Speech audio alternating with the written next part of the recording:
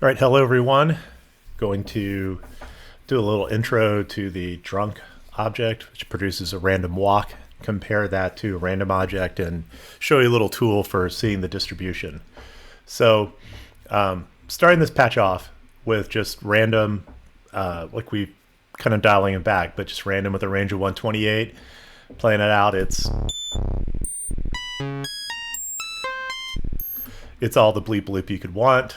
But I can also visualize that if I hook up an iTable, move some stuff over here.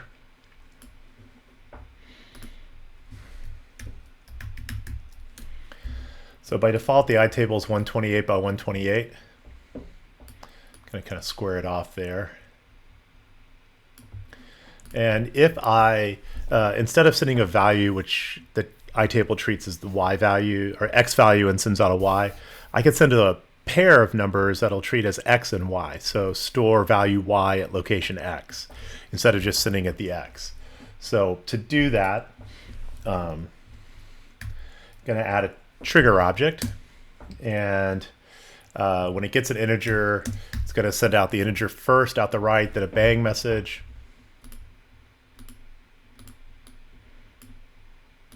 Spread that out just a little bit. And then what's going to happen is that counter is going to count the bangs from 0 to 127. This matches up with the X locations in the table.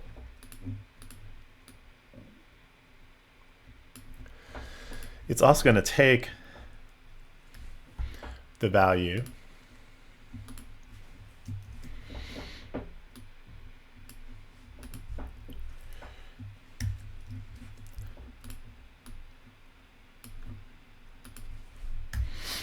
put in the counter here.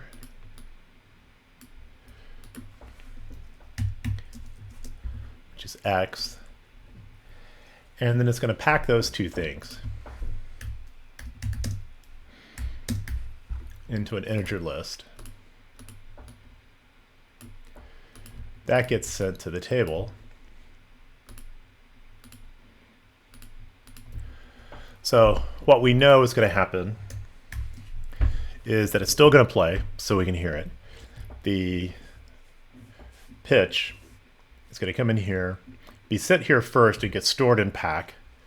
Then the bang message will be sent. That's counted. That's the X. The two of those together will come out in this table. It's going to start to track values. Let's go back.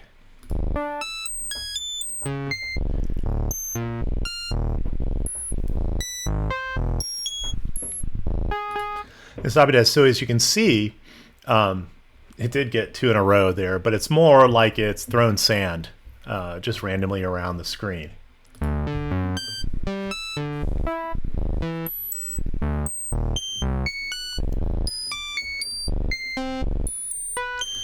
There's no discernible or predictable pattern. So I can take that same patch here, and instead of, don't need to copy that. Instead of doing it with random, I can do it with drunk. So like I said, drunk produces a random walk.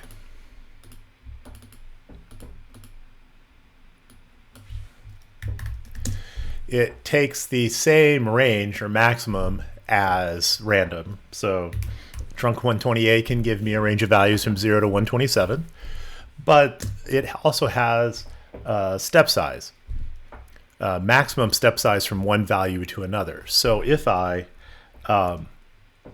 were to set that at 128, the same as the maximum, and I'm just going to draw across the table so it kind of zeroes out.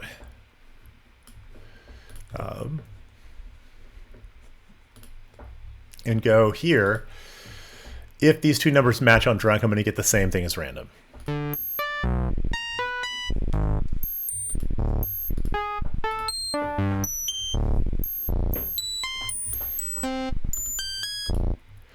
But so where drunk gets interesting then is if I can change the step size.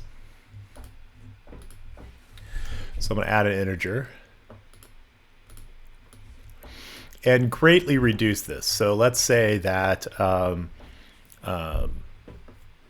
deviation of 3, plus or minus 3, is going to be the maximum step size. Type that in.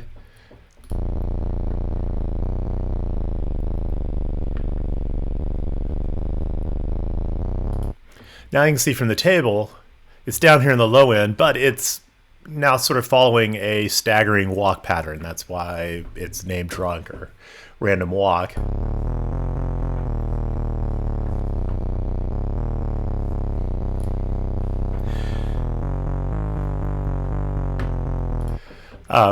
I can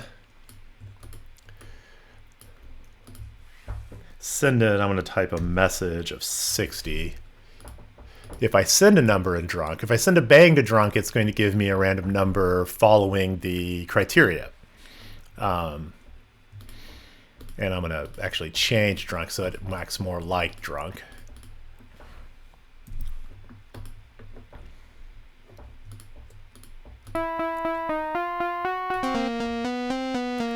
So I can give it the 60,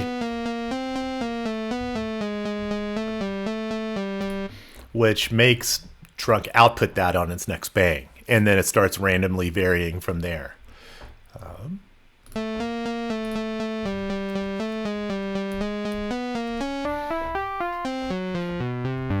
Now it has a little bit more range.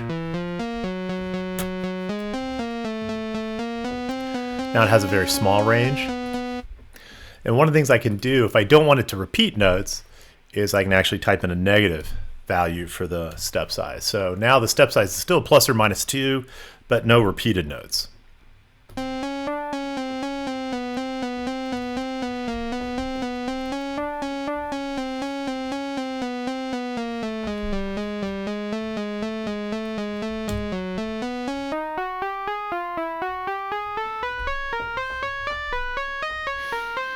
Again, if I were to make that,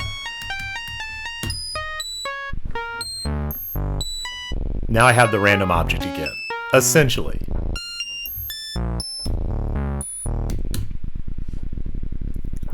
Now I have it around a really low note, so I'm going to jump it up.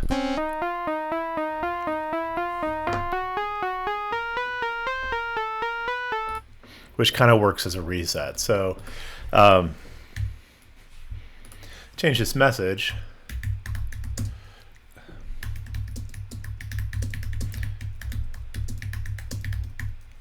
Takes a range and maximum step size. And from there, we're constraining random further.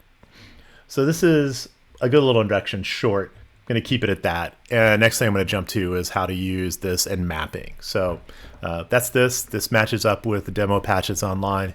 And play around with.